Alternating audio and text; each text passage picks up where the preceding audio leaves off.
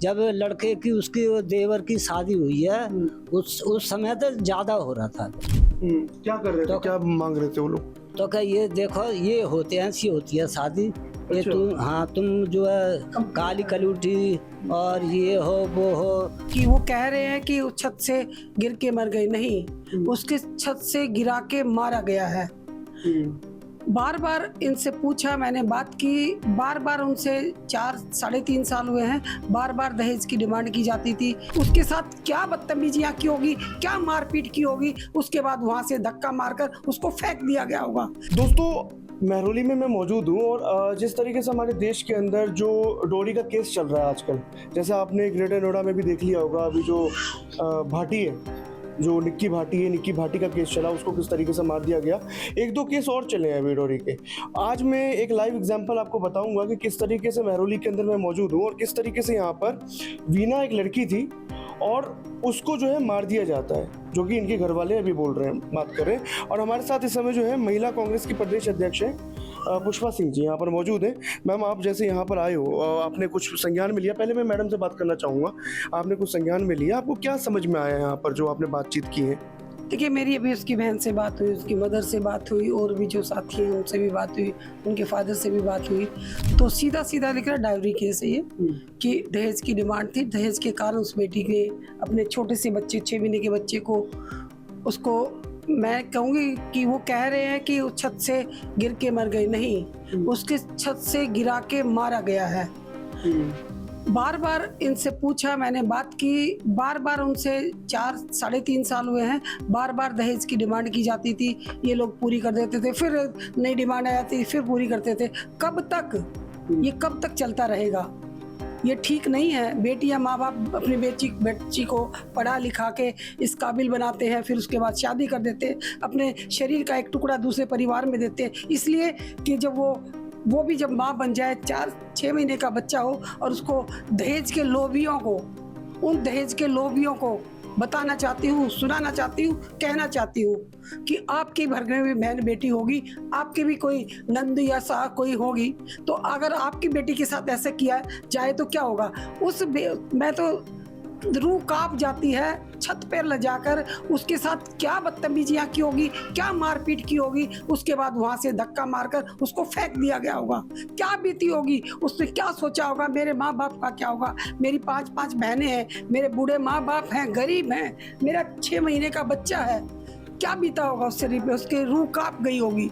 उसको उठा के, जिससे सुना इनसे कि उसके शरीर पे निशान थे, लीले हो गए थे निशान, इतने डार्क हो गए थे, और उसको जब उसको उठा के फेंका गया है, क्योंकि तब वो ताजे थे, उसके ऊपर जो निशान थे, नखूनों के निशान भी थे, नीले हो रखे थे, उसके साथ मारपीट भी की होगी, हो सकता है उसके ऊपर कोई वार भी किया हो, और फिर उसको उठाकर ऊपर से नीचे फेंक दिया गया।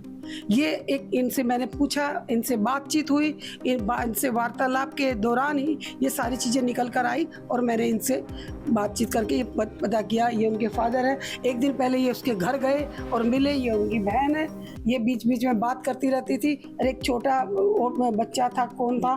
मेरा बेटा। इनके बहन का बेटा भी वहाँ था, वो चश्मदीद गवाह है, उस घर में रह रहा था, उस घर में वो 1-2 दिन पहले गया था। सारी वार्ता उनकी पूरी बखान किया गया, बताया गया है। तो इनकी भी यही डिमांड है, मैं भी यही डिमांड करती हूँ सत्ता में बैठी सरकार से, कि उनको फांसी की सजा होनी चाहिए, फांसी की सजा। जो ऐसा करतूत करते हैं, उन करतूत को बिल्कुल माफ़ी नहीं मिलनी चाहिए, उनको बिल्कुल भी रिहाई नहीं मिलनी चाहिए, बिल्कुल भी उनको मैं कह रही बेल नहीं मिलनी चाहिए, उनको सजा होनी चाहिए। पिताजी हैं, फादर है ना वीना की? तो क्या लगा था, मतलब ये पहले भी हुआ था, कैसे हुआ घटना, कुछ आप थोड़ा सा बताइए। पहले हुआ था, थोड़ा ऐसा तो होता रहता था कि दहेज के चक्कर में गए, ये नहीं मिला, वो नहीं मिला, तो हम कहते भाई जितना हमारे पास था वो दिया है, हैं? अब हमारी लड़की हमको बोलने ही नहीं देती, क्या पापा रुक जाओ, सुधर जाएंगे, ये सुधर जाएंगे। शादी कब हुई थी? शादी हुई थी 2022 में। अच्छा, लव मैरिज था, अरेंज था? नहीं, शादी करी थी बाकायदा, हाँ शादी करी थी, गांव में करी थी, और गांव में ये लोग गांव में ही रहते थे। तो ये पहले भी ऐसा हो रहा था कि दहेज के कारण उसको हाँ, बात पहले से ही हो रहा था। ये थोड़ा पहले से हुआ। जब लड़के की उसकी वो देवर की शादी हुई है, उस समय तो ज्यादा हो रहा था। क्या कर रहे थे, क्या मांग रहे थे वो लोग?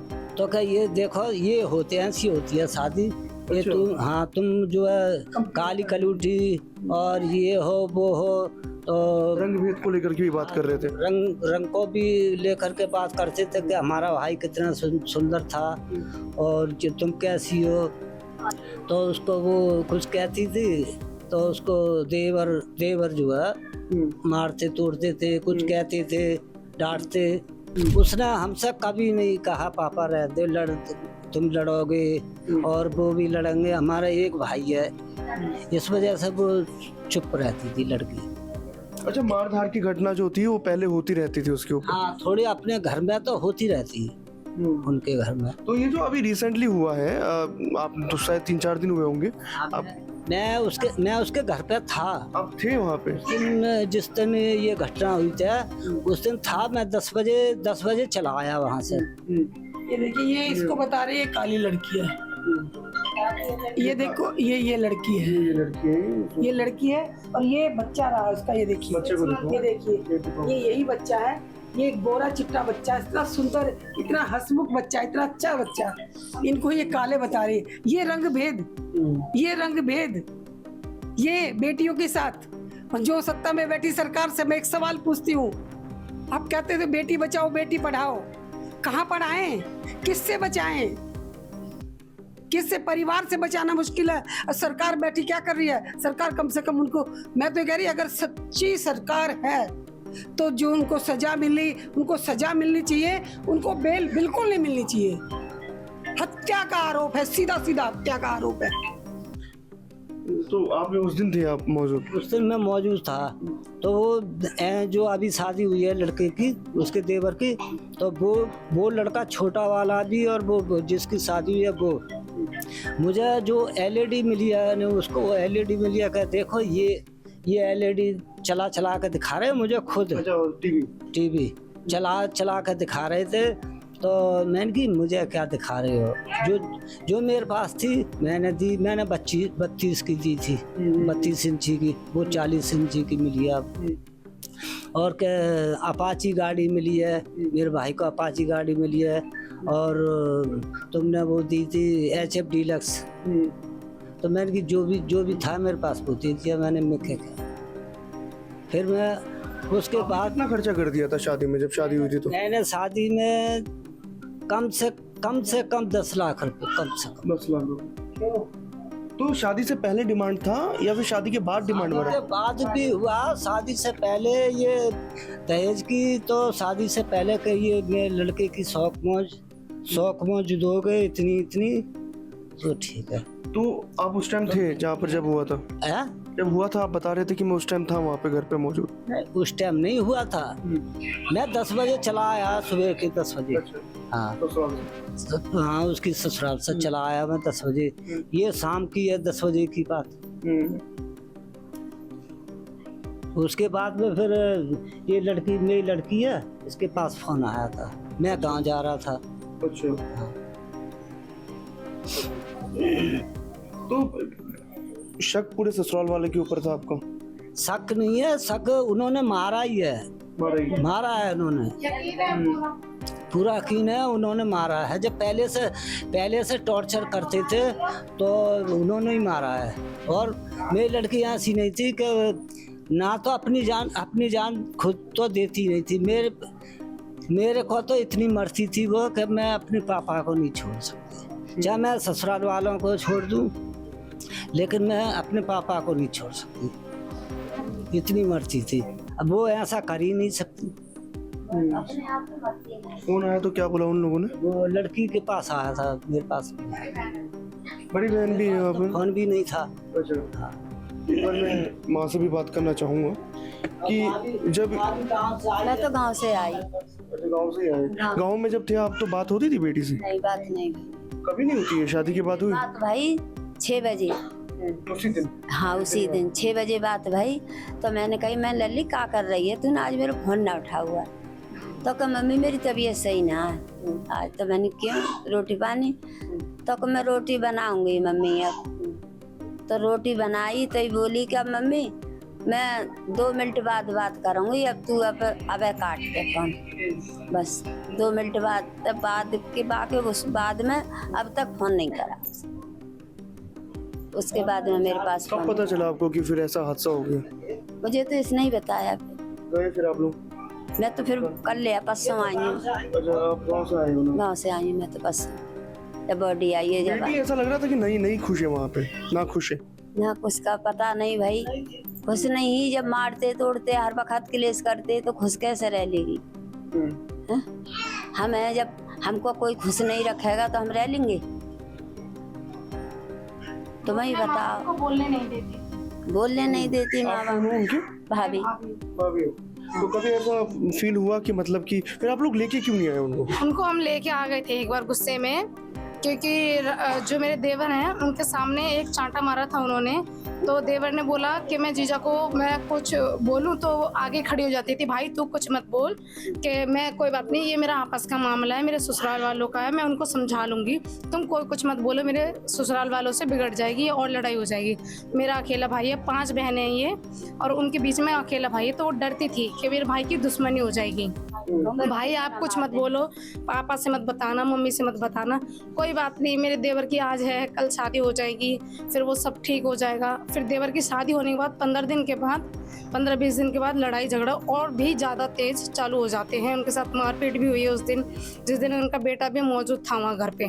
तो गुस्से में जाकर छत पर बैठ गई थी कि चलो थोड़ी बहुत शांत हो जाएंगे तो मेरे पति मुझे मनाने आ जाएंगे, पर उनके पति नहीं गए। उनके पति उनके बेटे को लेकर घर में बैठे रहे, वो हिलकर नहीं गए। बीबी जा रही है गुस्से में तो जाने दो। उनका देवर गया उनके पीछे से, दोनों देवर गए पीछे से ऊपर छत पर। तो छत पे चुन्नी भी कहीं पड़ी है, फोन भी इनके दीदी के पास आता है 9:55 पे कि दीदी मुझे ना पापा की आवाज़ सुना दो और मेरी आपसे ही लास्ट बात हो रही है, अब मेरी है ना बात नहीं हो पाएगी। दीदी ने बोला ये? हाँ, तो दीदी को ही सबसे पहले इन्फॉर्म किया था उन्होंने। हाँ, बड़ी दीदी को, ये लोग मुझे मार रहे हैं, मुझे बचा लो आके। अच्छा। हाँ, तो दीदी ने फिर सब तुरंत ही चली गई थी। दीदी 5-7 मिनट बाद फोन की आया उनके देवर का कि बीना भाभी है ना छत से कूद गई हैं। तो जीजू ने बोला कि तुम कहाँ थे? वो छत से कूदी। तो कह रहे वो बोले कि मैं तो छत पे ही था। तो उन्होंने बोला तुमने बचाया क्यों नहीं? इतने में फोन कट हो गया और वो लोग हॉस्पिटल लेके चले गए और डेड बॉडी भी नहीं देखने दी, ना हॉस्पिटल में घुसने दिया उन्होंने, हॉस्पिटल में घुसने ही नहीं दिया, मिलने भी नहीं दिया, डेड बॉडी को देखने भी नहीं दिया। और बाकी दीदी को पता है सारी बातें। और इनका जो तो सुनने में आया था कि आपका जो FIR भी नहीं लिखा जा रहा था, कुछ नहीं हो रहा लिखा जा रहा था, पुलिस भी कोई कंप्लेंट नहीं लिख रही थी और अभी भी पोस्टमार्टम वगैरह हो चुका, उसकी भी कोई रिपोर्ट नहीं आई है और पुलिस भी कोई एक्शन ही नहीं ले रही है। बोल रही है हाँ करते हैं, फोन करेंगे तुमको, फोन जब आना ऐसे कर रही है। हमें इंसाफ चाहिए, जैसी हमारी बेटी गई है उनको फांसी होनी चाहिए। हमारी बस इतनी रिक्वेस्ट है, जैसी हमारी बेटी गई वैसे उनका भी बेटा जाना चाहिए, फांसी होनी ही चाहिए। ये था वहाँ पर, ये था मौजूद, इनसे पूछो। बेटा आप थे वहाँ पे? अच्छा, उन्हीं के छोटे बेटा? दीदी का अच्छा, दीदी का छोटा बेटा। तो आप वहीं पे थे उस समय? तो कुछ देखा था आपने क्या? हाँ मैंने देखा था। क्या? सुमित मौसा आए थे सुबह 2 बजे और वो सो गए। मौसी को लगा वो बाहर से खा के आए होंगे तो मौसी ने पूछा नहीं। फिर राजू मौसा आए 6 बजे, फिर उन्होंने बोला क्या खाना दे दिया इसको? मौसा सो रहे थे, सुमित मौसा। फिर बीना मौसी ने कहा नहीं, और फिर राजू मौसा मौसी को डांटने लग गए। फिर सुमित मौसा भी उठ गए, बोल रहे थे नहीं दिया है। फिर सुमित मौसा मौसी को गाली दे रहे थे बहन की और माँ की। और फिर मौसी ने जब भी कुछ नहीं कहा, फिर मौसी सो गई और फिर उठी तो लड़ाई करने लग गए। मैंने मना करा था, मौसा मेरे को भी डांट रहे थे जब। और फिर मौसी छत पे गई, फिर नीचे आई, फिर से गई, उनके पीछे वो दोनों गए, मौसी के देवर छोटे वाले। और फिर मैं भी गया उनके पीछे। फिर मौसी से लड़ाई कर रहा था और मौसी का हाथ रेलिंग में मार दिया और मौसी का हाथ टूट गया। फिर धक्का दे दिया। हाँ, फिर धक्का दिया। आप थे वहाँ पे क्या? अच्छा, आप फिर मैंने सबको बता दिया। बोली आकर नीचे पर तो मेरी मौसी को मार रहे हैं। दो लोग हैं ना उनसे पड़ोसी से, उसे बोली कि मेरी मौसी को मार रहे हैं, जल्दी चलो। जब तक तो उन्होंने फेंक दिया नीचे, जब तक जी चढ़े हैं, जब तक दूसरा के भी पड़ोसी, तब तक नीचे फेंक दिया उसको। तो फिर पीछे से जिन्होंने देखी खिड़की में से तो वो नीचे पड़ी। कौन तो आपके पास आया था लास्ट? मेरे पास क्या बोला था?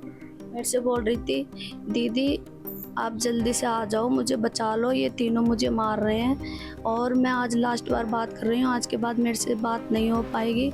और जो मेरा बेटा है उसको आप रखना, मेरे बेटे को इनको मत देना। बस इतना फोन, इतनी मैं चिल्लाती रही, बोलती रही, बता बहन क्या हुआ बता तो सही, मैं तुझे, मेरी कसम है, मेरे बच्चों की कसम है, बता। नहीं, उसने फ़ोन, उतने में फ़ोन कट गया। फिर मैं फ़ोन करती रही, किसी ने भी फ़ोन नहीं उठाया। फिर 7 मिनट बाद फ़ोन आता है कि हम लोग निकल चुके थे एकदम से, तो 7 मिनट बाद फ़ोन आता है कि तुम्हारी बहन, वो इसके पापा के बात हुई थी तो कि वो भाभी, बीना भाभी छत से गिर गई, आप हॉस्पिटल पहुंच जाओ।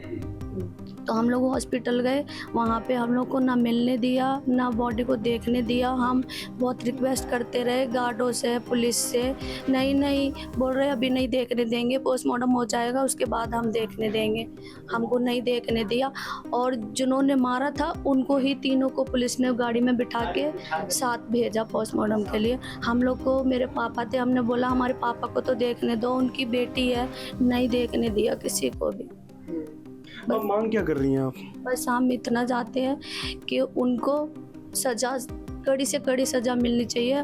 और कहने का मतलब मेरा है उनको फांसी ही होनी चाहिए। जैसे हमारी बहन गई है उनका भी जाना चाहिए। हमारे जैसे हमारी जान निकली पड़ी है, उनको भी पता चलना चाहिए। मेरे बहन को तो मार दिया उन्होंने। कि एक ही मांग है कि फांसी होनी चाहिए। ऐसे दहेज के लोभियों को तो तुरंत सरकार में ऐसा कानून बनाना चाहिए जो सरासर बिल्कुल साफ दिख रहा है। पूरे परिवार से आपने बात की, उसकी भाभी से बात की, माँ से बात की, फादर से बात की, बहन से बात की, जो चश्मदीद गवाह इनका बेटा था उससे बात की। सबका यही एक ही है कि फ़ोन भी आया, उसने बता भी दिया, आगाह भी कर दिया। बार बार उसको परेशान किया जाता था, टॉर्चर किया जाता, दहेज की डिमांड की जाती थी, उसके बाद ये डिमांड पूरी कर देते थे।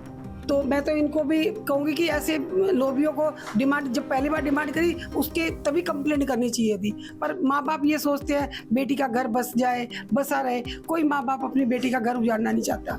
जब आगे सामने वाले ही उसका घर को ख़त्म करना चाह रहे हैं तो इसमें माँ बाप का क्या कसूर है? ये कसूर नहीं है, ये सरासर हत्या है।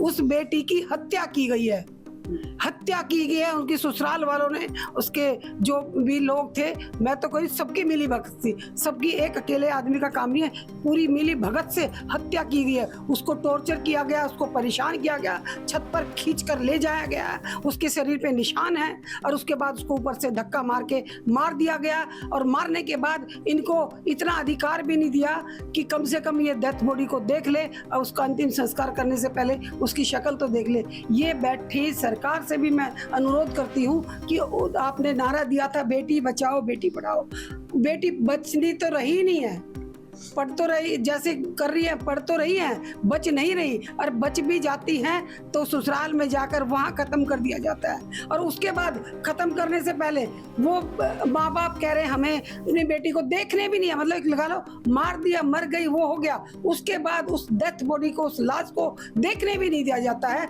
माँ बाप, परिवार बार बार गुहार करता रहा कि इसको देखने दिया जाए, हमें संस्कार से पहले उनसे कोई बात नहीं, कोई वार्तालाप नहीं, सीधा सीधा ये केस दिख रहा है बिल्कुल सामने कि ये हत्या है। इनका भी वही मांग है, मैं भी वही मांग करती। ऐसे दहेज के लोभियों जिन्होंने हत्या की है, एक बेटी का खून किया है, उन दहेज के लोभियों की भी, उनके साथ भी वही होना चाहिए। उस लड़के ने या उसके माँ बाप जो भी इसमें गुनाहगार हैं उनकी भी सरकार फांसी की सजा दे। एक सजा देंगे तो हजारों बेटियों का उनकी बुलंद होगी आवाज, हजारों लोगों के कान खुलेंगे कि कम से कम ऐसा करने से पहले 100 बार सोचेंगे कि क्या हुआ है। यहाँ पर देखिए बहुत इन लोगों का यही डिमांड है कि यहाँ पर जो है बेटी को न्याय मिले और उन लोगों को भी जो है सज़ा मिले, क्योंकि हमारे देश में आज के टाइम में बहुत ज़्यादा जो है दहेज की जो मांग है, दहेज की जो घटनाएं हैं हर कोने कोने से आ रही है। जैसे कि अभी ग्रेटर नोएडा से 2 घटना आ गई, अभी इंद्रपुरी का घटना है। ये महरौली में रहती हैं लेकिन इन्होंने जो शादी कर रखी थी अपनी बेटी की वो इंद्रपुरी में किया हुआ था। तो इंद्रपुरी की घटना थी, जब वो सारा चीज़ हो गया उसके बावजूद भी इनकी कोई ऑटोप्सी की रिपोर्ट नहीं आई इनके पास, ना इनको देखने दिया गया। बहुत सारी प्रॉब्लम्स आई और अभी भी प्रॉब्लम्स बहुत सारी आ रही हैं, इनकी जाँच में अभी भी दिक्कतें आ रही हैं, अभी भी प्रॉब्लम आ रही है। अभी भी जो है आरोपी जो है हो सकता है कि वो बाहर निकल जाए यहाँ पे।